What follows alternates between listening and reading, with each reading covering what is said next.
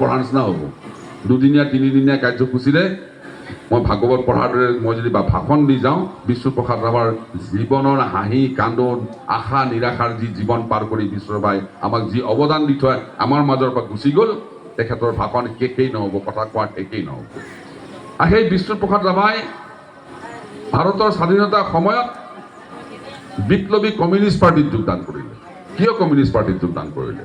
যে সেইখিনি সময়ত ভাৰতবৰ্ষ তথা অসমৰ যিসকল গাঁৱলীয়া হালোৱা হজুৱা মানুহ আছিলে, অতি সৰল, তেওঁলোকক ঠগাই ঠগাই মানুহে খাইছিলে, সেই মানুহখিনিক উদ্ধাৰ কৰিবৰ কাৰণে বিষ্ণুপ্ৰসাদ ৰাভাই আধিয়াৰ আন্দোলনৰ সৃষ্টি কৰিছিল।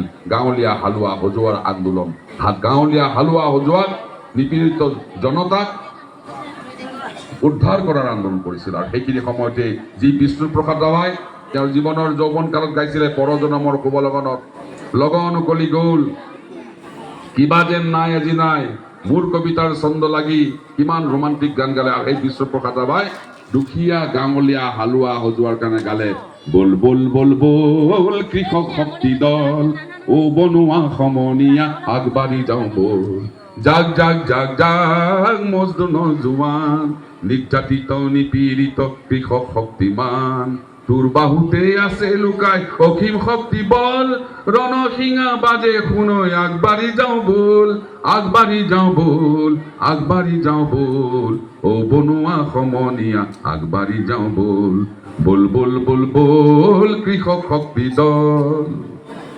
দুখীয়া হালোৱা হজুৱাৰ গান গালে। এইদৰে আহি আহি জীৱনৰ হাঁহি কান্দোন আশা নিৰাশাৰে বিষ্ণুপ্ৰসাদ ৰাভাই বহুত অসমীয়া জাতিক দি থৈ গ'ল। বহুত প্ৰবন্ধ, বহুত গল্প, বহুত গান, বহুত কবিতা, আৰু গাঁৱে ভূঞে ঘূৰি বৃহত্তৰ অসমীয়া জাতিক একত্ৰিত কৰি, জাতি জনগোষ্ঠীক একত্ৰিত কৰি এখন বৃহত্তৰ অসমীয়া জাতি গঢ়াৰ যি পৰিকল্পনা কৰিছিল এই বিষ্ণুপ্ৰসাদ ৰাভাই, সেই বিষ্ণুপ্ৰসাদ ৰাভা 1967 চনত তেজপুৰ সমষ্টিৰ পৰা নিৰ্দলীয় প্ৰাৰ্থী হিচাপে নিৰ্বাচিত হয় বিধায়ক হিচাপে। আৰু 17 মাহ বিধায়ক হিচাপে থকাৰ পিছত দুৰাৰোগ্য কেঞ্চাৰ ৰোগত আক্ৰান্ত হয়। আৰু দুৰাৰোগ্য কেঞ্চাৰ ৰোগত আক্ৰান্ত হৈ বম্বাইত চিকিৎসা কৰি আহি আকৌ অসুস্থ হৈ পৰাত তেজপুৰ চিভিল হস্পিটেলত ভৰ্তি কৰোৱাত এদিন দুদিনকৈ বহুদিন যোৱাৰ পিছত এদিন বিষ্ণুপ্ৰসাদ ৰাভাই এটা কলম লৈ এখন কাগজ খুজিলে। বিষ্ণুপ্ৰসাদ ৰাভাই এটা কলম আৰু কাগজ দিয়া হ'ল, আৰু বিষ্ণুপ্ৰসাদ ৰাভাই ৰোগশয্যাৰ বিচনাত থাকি এটি গীত ৰচনা কৰিলে। গীতটি কি ৰচনা কৰিলে? গীতটি ৰচনা কৰিছিল মহাপুৰুষ শ্ৰীমন্ত শংকৰদেৱৰ ভাওনাৰ ওপৰত। ভাওনা আৰম্ভ হয় ধেমালি নান্দি তালেৰে, তাৰপিছত সূত্ৰধাৰে সূত্ৰ ধৰে, ভাওৰীয়াই ভাও দিয়ে, আৰু ভাওনাত যদি ধুমুহা হৈ বন্ধ হৈ যায়, মাৰপিট লাগিও ভাওনা বন্ধ হৈ যায়, উদ্যোক্তাসকলে ভাওনা সমাপ্ত হোৱা বুলি ঘোষণা নকৰে। ভাওনা সমাপ্ত হয় কেনেকে? কল্যাণ সন্মান ৰাগত।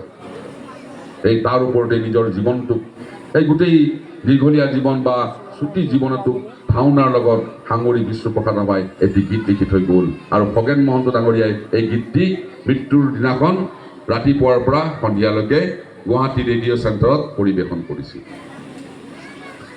এই মোৰ সেই গান জীৱন নাটৰ শেষ ৰাগিনী কল্যাণ শৰ্মা, পাতনিতে বালু ধেমালি নান্দি ভংগী সূত্ৰধাৰ, নৱ নৱৰসে বালু ভাওনাও, নৱ নৱৰসে বালু ভাওনাও, আশাৰ নিৰাশাৰ আজি হব মোৰ জীৱন নাটৰ ভাওনাৰ অৱসান, মোৰ জীৱন নাটৰ শেষ ৰাগিনী কল্যাণ শৰ্মা।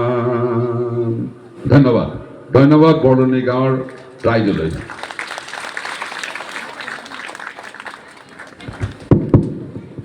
তবে